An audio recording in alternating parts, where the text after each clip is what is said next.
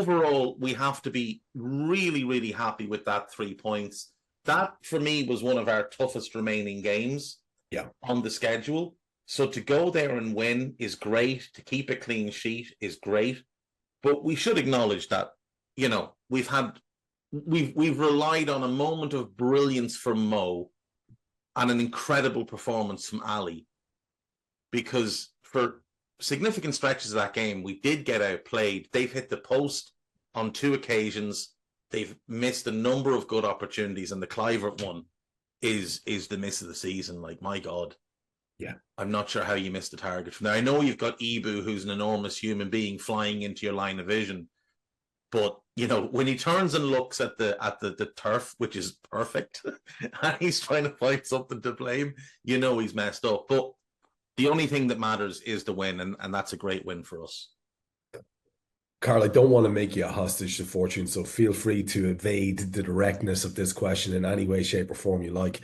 But when you see something like that, let's be honest, I think Ali had one of those performances coming and it was necessary. But to see the clean sheet achieved in the way it was, to see an opportunity like the one that Dave's just described coughed up, and to see us comparatively blunt a lot of the time in our own attacking with lads like Dom Szoboszlai, who's normally such a wonderful technical merchant, looking a bit drunk for the majority of the game. And it has a feel, again, please feel free to sidestep this, but it has a feel of one of those that gets won by a team who's looking very much like the favourites, who are looking very much like they psychologically have the edge over everybody else, who, dare I say it, might look like very much the people who have at least 1 or 2 of their letters on the trophy. It just felt a little bit fated, that, and I can actually really fully believe that an awful lot of people were watching that as neutrals or non-neutrals in the case of maybe title rivals and thinking, fucking hell, look at that lot getting that result when they've played like that. Hello. I had Kenny Cunningham on co-coms and he was garbage. Of course he was. Yes, I would agree. I think if we take the Liverpool factor out of the situation, you look at a team away from home and they've got a penalty, which, I'll be honest with you, if the defender doesn't clip him, that's a really difficult shot and he probably doesn't do an awful lot with it. On the bounce, on his left foot, on the run, that's a really, really difficult shot to take. I don't think Cody's going anywhere particularly dangerous with that effort. They hit the post. They had another one smack the bar and go across. They had a goal disallowed. I mean, there was a lot went our way on that one, to be perfectly honest. It wasn't a good performance in every single department, but it was a good performance in a couple of key departments, I thought. And I would agree it's one to, give the confidence of what might lie ahead if certain key lessons are learned, especially with what we've got coming up in the next few days. Yes, the learning of lessons, eh? The old learning of lessons. I love that you've brought us there so early in the show. And with, what is it? Is there any time left in this window? Educate me. It's the 31st. It's the 1st of February, right? There's a little bit of a grace period, I think. But is the window effectively closed now? Can anyone just definitively tell me that? Monday, isn't it?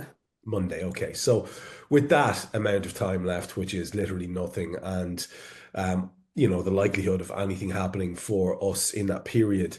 One of the lessons of previous campaigns, whether, so-called, positive fans, I think they're characterized as top reds by some people, regardless of their incessant desire to defend the ownership group, their incessant desire to piss on a height from anyone who is vaguely critical of strategy around transfers or squad management.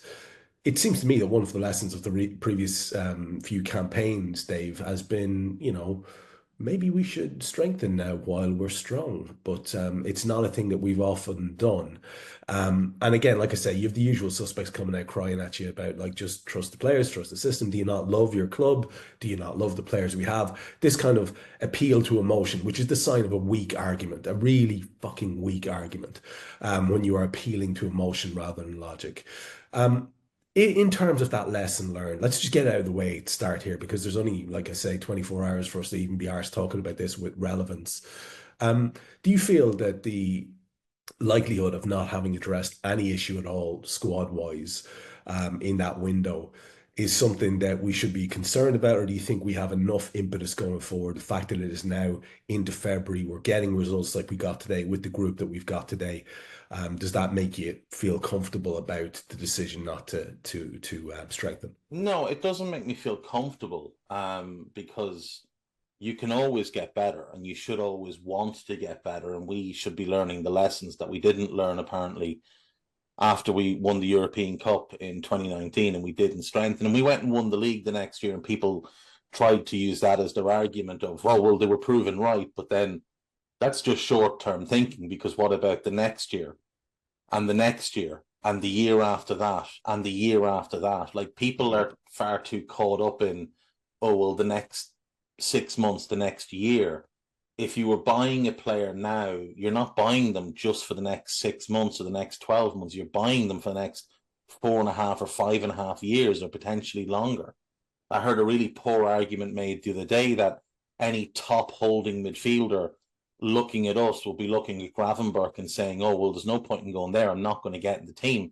It's just absolute bullshit. Like, no footballer thinks like that. Any really good defensive midfielder is looking at Liverpool and thinking, I can definitely go there and improve that team.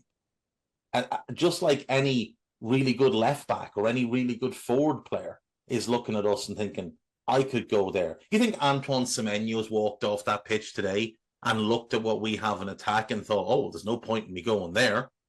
I wouldn't get in that team. Nonsense. Of course he believes. Whether he would or not is not the point. It's players' belief in their own ability. Any top holding midfielder gets in our team, but that's just the be-all and the end-all of it.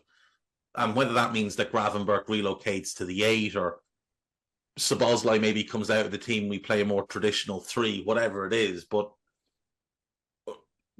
any top defensive midfielder looks at us and thinks, I can improve them. And there was enough signs today that a top defensive midfielder can improve us. And that's with Gravenberch having a decent game. Like, I'm not saying that he was bad today. He wasn't. But he had a decent game. It can still be improved on. And like you said, Szoboszlai was poor today. So again, you're looking at it and thinking, well, you could reshape that midfield. Like, Alexis could step one forward, Gravenberch could step across and play Alexis' role, and whoever, be it Belieber or whoever, could come in and fill that 6 role and improve us. Same thing at left back. And left back is the one that worries me more, because, like, Gravenberch's been good this season. Alexis has been really good. Szoboszlai's been good. Curtis has been good. So the midfielders are playing well. The left backs have not played particularly well. And I get this, I see people say, oh, well, they don't want to carry 3 left backs. Again, it's a nonsense argument. It's for 6 months. You're not talking about doing it for 3 or 4 years. You're talking about doing it till the summer. That's it. So no, I'm not comfortable. Again, we may well win the league. We're now 9 points clear. Arsenal have to play City tomorrow. There's a strong chance that they'll drop points in that, which means we could be 8 or 9 with a game in hand clear after this one. And that game in hand is our next league game against Everton. So, win that, you're 11 or 12 points clear, with a significant goal difference advantage, which is worth another point. So, yeah, like, you can see, if you want to sit back and look at that, you can see why they might not strengthen. You can look at the team today and look at the bench and say, okay, well, like, Gomez didn't even make the bench today and Chiesa didn't even make the bench today.